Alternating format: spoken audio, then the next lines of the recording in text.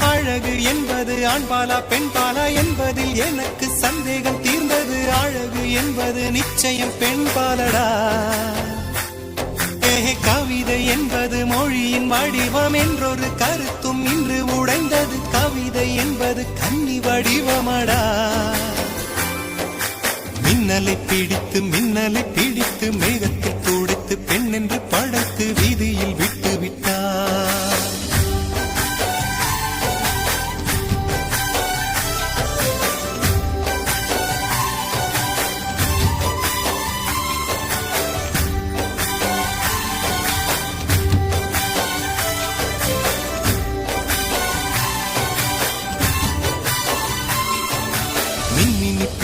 மின்மினி பிடித்து கண்களில் பதித்து கண்மணி கண் பறித்தாள்.